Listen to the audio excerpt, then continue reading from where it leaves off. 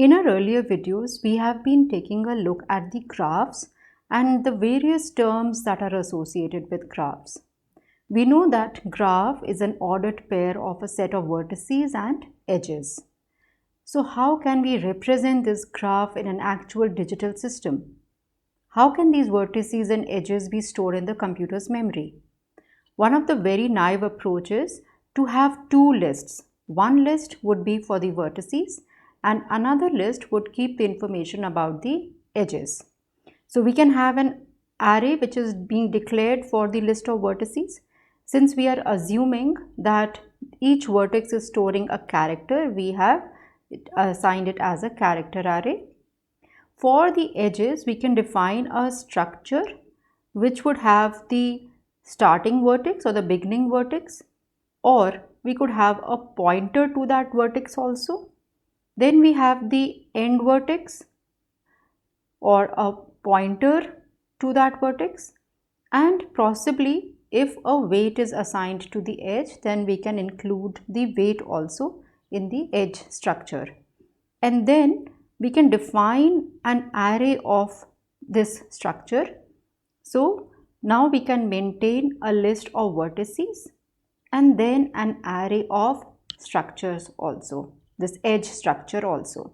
So this is one way of representing the graph, its vertices and its edges. So as we can see that in this particular graph, there are 5 vertices. So this array is comprising of 5 elements and each element is storing the character that has been stored at that particular vertex.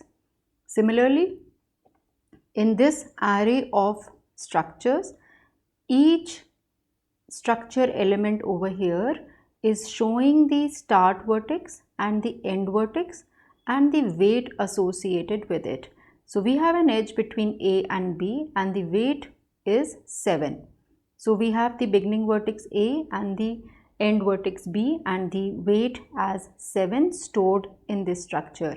Since this is an undirected graph, per se there is no start vertex or an end vertex.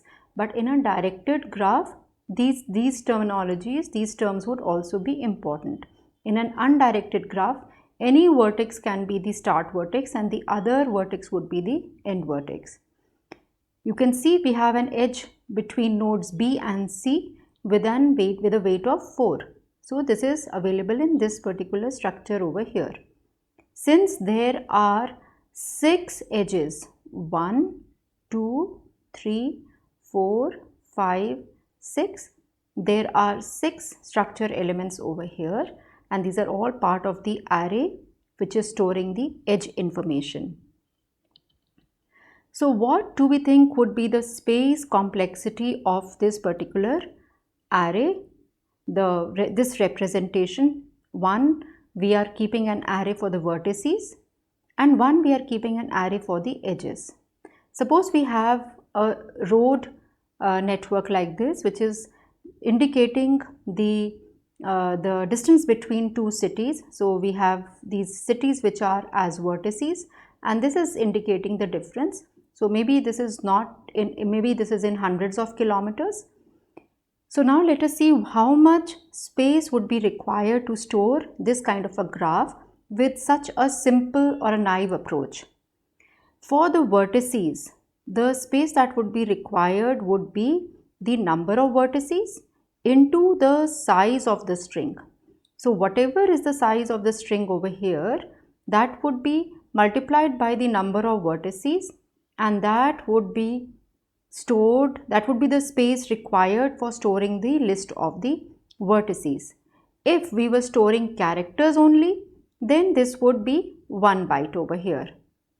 So this is the space required for the vertices. Now let us see how much space would be required for the edges. Again, for the edges we see that it depends upon the number of edges and the size of the structure that is being used to define that edge. So this is the number of edges and this is multiplied by the size of structure which is used to define that particular edge. So if we add these two entities, we see that the space complexity is dependent upon its order of V plus order of E.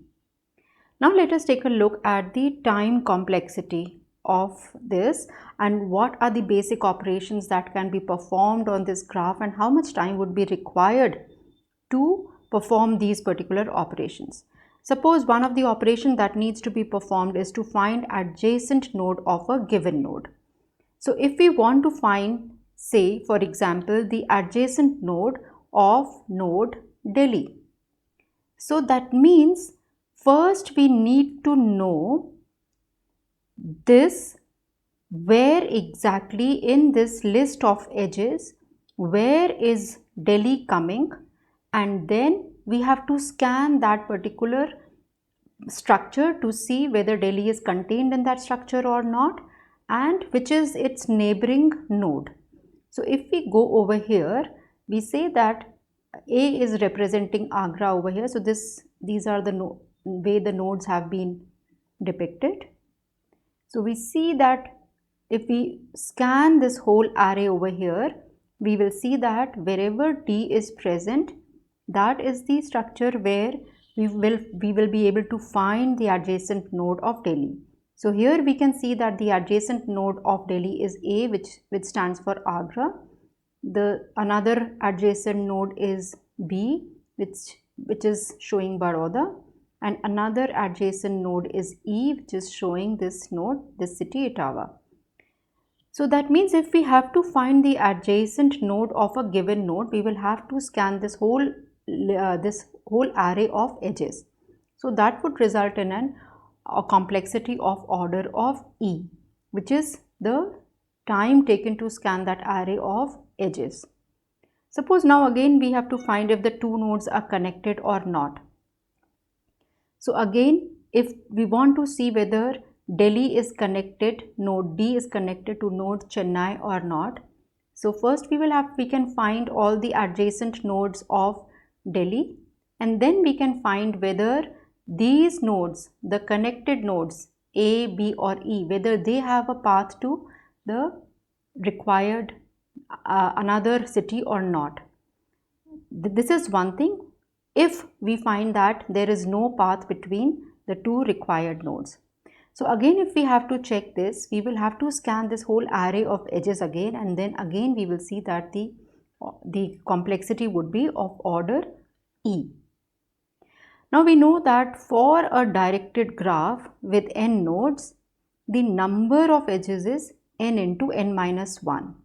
You can check my earlier videos to see where we had seen that for n nodes, a directed graph would have a maximum of n into n minus 1 edges. Minimum can be 0. And for an undirected graph with n nodes, the maximum number of edges can be n into n minus 1 by 2.